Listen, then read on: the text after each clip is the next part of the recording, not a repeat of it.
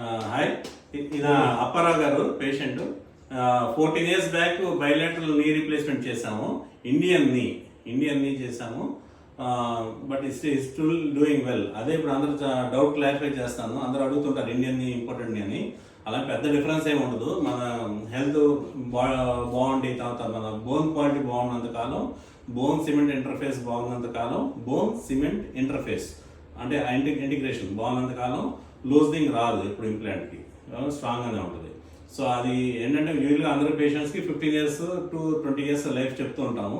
నేను అందుకే 14 years అయింది కదా, ఇంకొక ఇయర్ ఉంది, మరి ఏంటి ప్రాబ్లమ్, ఇప్పుడు ఏమైనా మార్చాలా ఏంటా అని ముందే అడగడానికి వచ్చేసారు ఆయన.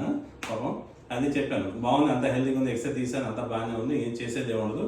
ఈవెన్ 20 years కూడా బాగానే ఉండొచ్చు.